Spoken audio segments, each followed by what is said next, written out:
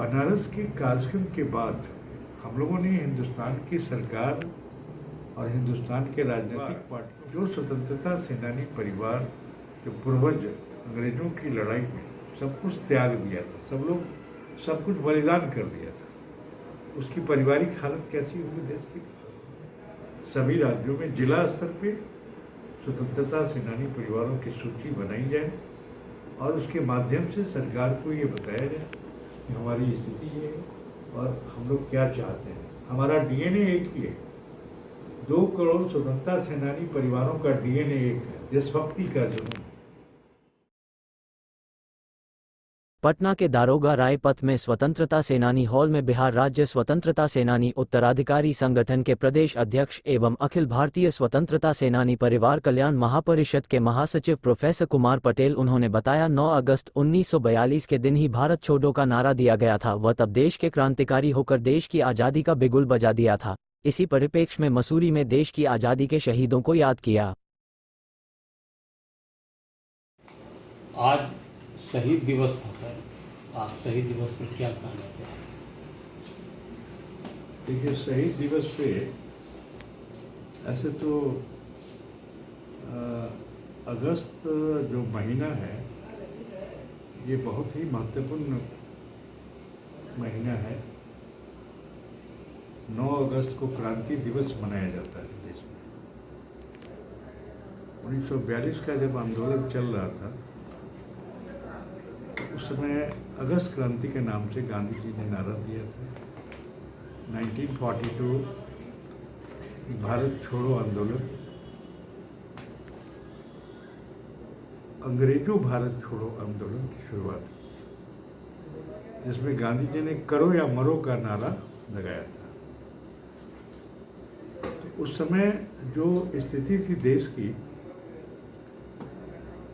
ये बहुत ही महत्वपूर्ण क्रांति था जो पूरे देश को हिला कर रख दिया था।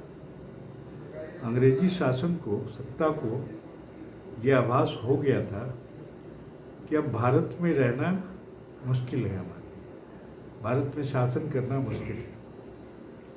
और वो आंदोलन इतना जोर पकड़ा था कि उसमें सारे लीडर्स जो थे, फ्रीडम मूवमेंट में जो भी लीडर भाग लिए थे, बहुत लोगों को अरेस्ट किया गया, तोड़फोड़ हुआ, वायलेंस भी हुआ और एक देश में एक प्रकार की जागृति आई थी और जिसके परिणाम स्वरूप 1947 में अंग्रेज जो है देश को आज़ाद कर दिया।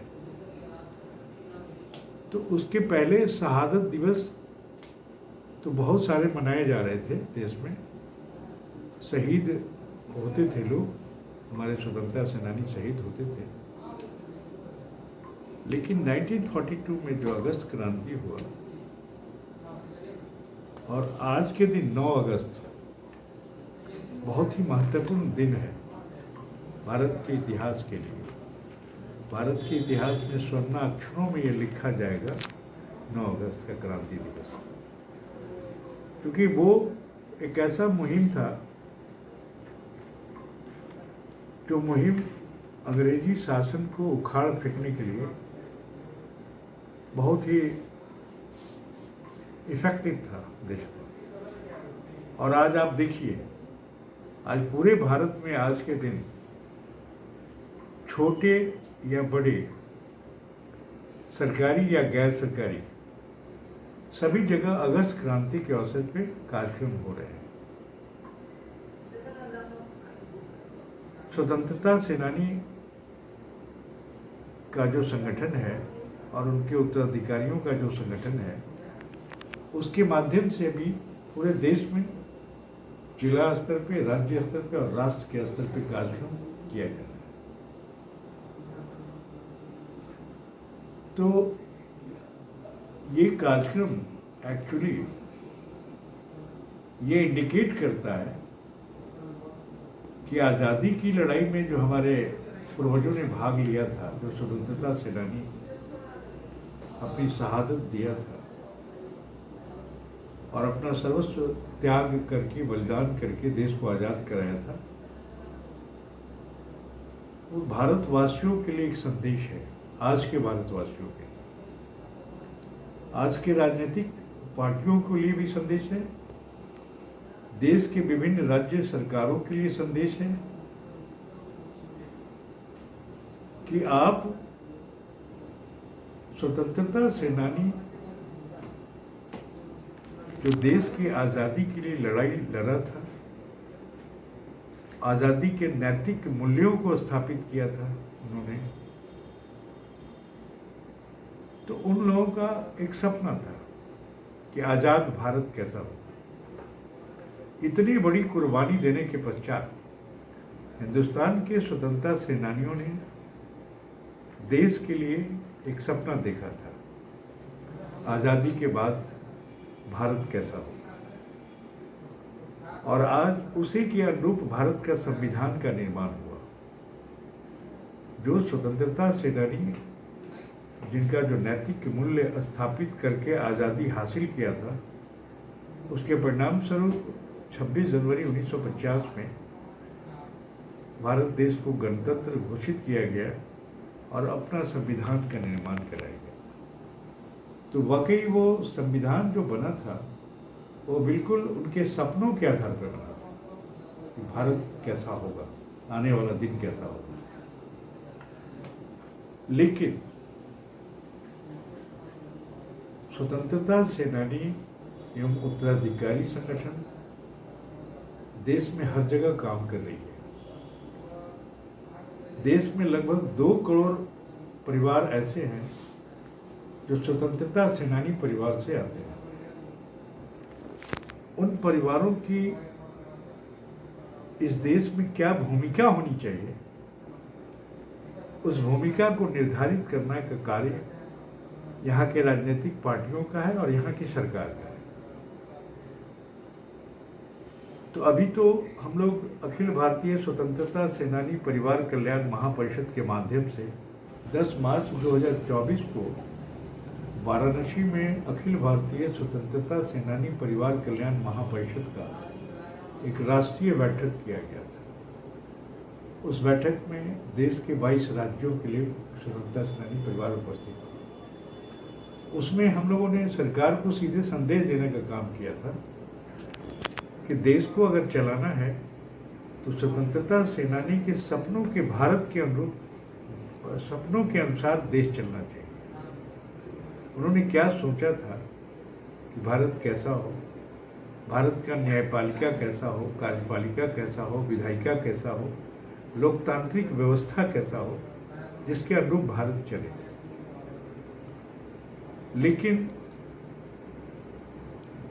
बनारस के कार्यक्रम के बाद हम लोगों ने हिंदुस्तान की सरकार और हिंदुस्तान के राजनीतिक पार्टियों को यह संदेश देने का काम किया था कि आप ये निर्धारित करें, भारत सरकार ये निर्धारित करे कि हिंदुस्तान के 2 करोड़ स्वतंत्रता सेनानी परिवार की भूमिका क्या होनी चाहिए देश के लिए।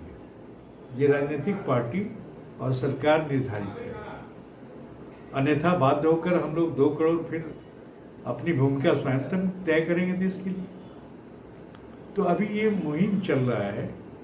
हम लोगों ने एक सिद्धांत बनाया है, महापरिषद अखिल भारतीय स्वतंत्रता सेनानी परिवार कल्याण महापरिषद एक राष्ट्रीय ऑर्गेनाइजेशन है, जिसके माध्यम से हम हर राज्य में स्वतंत्रता सेनानी परिवारों को एकजुट करने का काम कर रहे हैं। आप लोग कुछ मांग भी क्या है सर, पेंशन बढ़ाने की कुछ?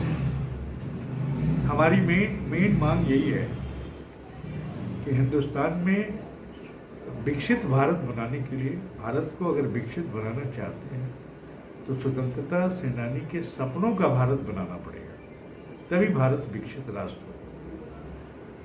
चूंकि उनकी जो मंशा थी, जो नैतिक मूल्य स्थापित करके उन्होंने आज़ादी को हासिल किया था, उन सपनों को भारत में लाना होगा, तभी हम एक विकसित राष्ट्र की कल्पना कर सकते हैं। दूसरा, हमने ये सरकार से, भारत सरकार से भी मांग किया था कि हिंदुस्तान के जो भी फ्रीडम फाइटर्स परिवार हैं, स्वतंत्रता सेनानी परिवार हैं, उन लोगों का एक ऑनलाइन परिचय पत्र तैयार किया, साक्ष्य किया था।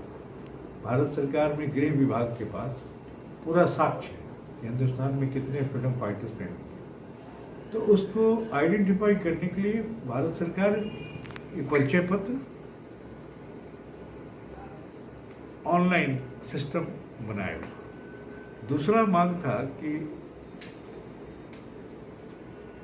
जो परिवार, जो स्वतंत्रता सेनानी परिवार, जो पूर्वज अंग्रेजों की लड़ाई में सब कुछ त्याग दिया था, सब लोग सब कुछ बलिदान कर दिया था, उसकी पारिवारिक हालत कैसी होगी देश की।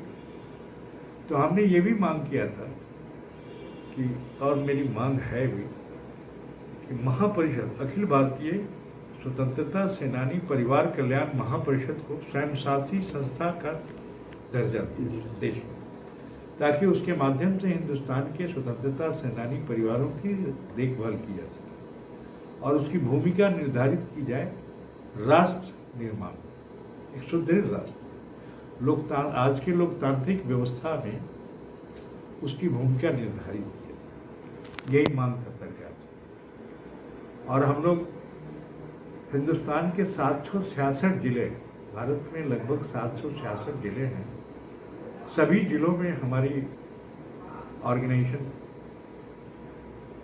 लगभग 300-400 जिले में हिंदुस्तान के ऑर्गेनाइजेशन काम कर रही है। और हम लोग कोशिश कर रहे हैं कि पूरे जितने भी राज्य हैं भारत में, सभी राज्यों में जिला स्तर पे स्वतंत्रता सेनानी परिवारों की सूची बनाई जाए और उसके माध्यम से सरकार को ये बताया जाए कि हमारी स्थिति ये है और हम लोग क्या चाहते हैं। हमारा डीएनए एक ही है, 2 करोड़ स्वतंत्रता सेनानी परिवारों का डीएनए एक है, देशभक्ति का जुनून। हम लोग देशभक्त परिवार से आते हैं।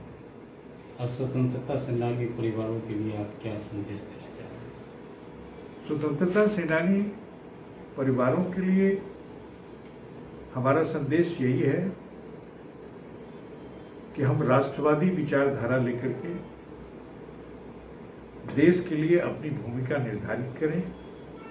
किस तरह से हम अपने स्वतंत्रता सेनानी के सपनों का भारत बनाने में सक्षम हो, यही हमारा संदेश हम लोग कि उस दिशा में आप एकजुट होकर के राजनीतिक पार्टियों को संदेश देने का काम करें कि हमारा ये मकसद है, ऐसा भारत होगा।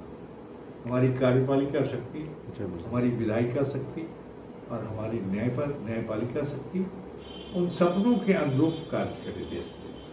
यही संदेश है ये स्वतंत्रता सेनानी परिवारों के लिए। ठीक है सर, परिचय दे दीजिए अपना।